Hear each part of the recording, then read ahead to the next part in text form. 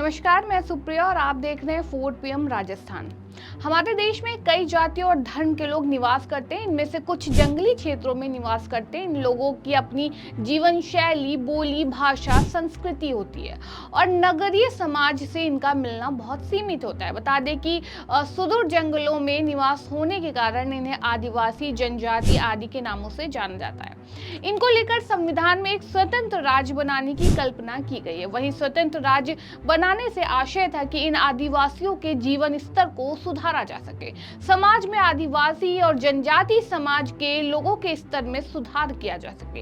लेकिन संविधान की यह कल्पना अभी तक सच साबित नहीं हो पाई और जनजाति समाज के लोग अपनी मांगों को लेकर संघर्ष भी करते रहे। जब भी हम जनजातीय समाज की बात करते हैं तो बिरसा मुंडा के बलिदान को याद करना स्वाभाविक है।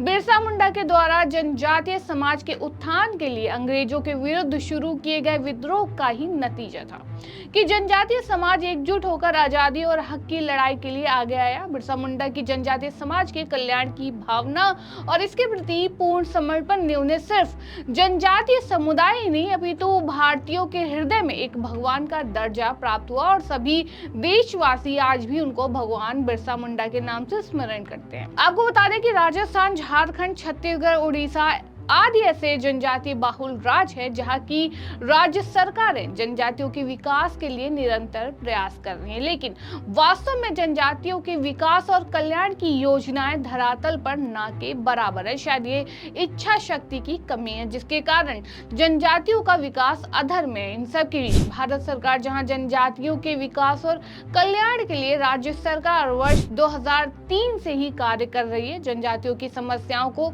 नजदीकी से समझते हुए उनके निराकरण के लिए योजना बनाना और फिर उनका सफलतापूर्वक पालन करना अपने आप में किसी आदर्श कार्य से कम नहीं है। बता दें कि राजस्थान के राज्यपाल हरिभाऊ बागड़े ने जनजातीय क्षेत्रों के विकास के लिए प्रतिबद्ध होकर कार्य करने का निर्देश दिया है और उन्होंने जनजातीय क्षेत्र विकास विभाग के अधिकारियों को आदिवासी क्षेत्र के सड़क, बिजली, पानी, शिक्षा और अन्य विकास योजनाओं से जुड़े विभागों की स्वयं मॉनिटरिंग करने की बात कही।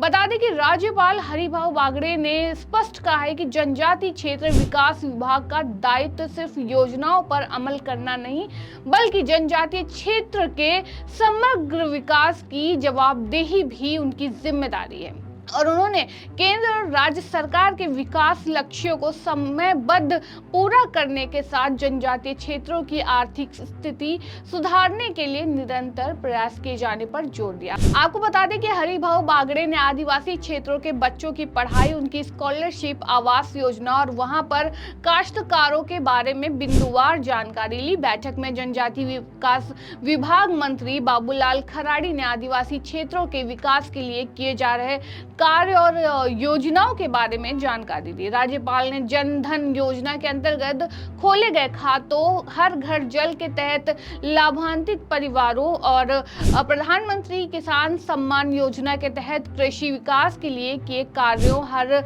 गांव में पक्की सड़क निर्माण की प्रगति, गांव में आरोग्य सेवाओं की स्थिति, आयुष्मान भारत योजना आदि के क्रियान्वयन के बारे में जानकारी ली।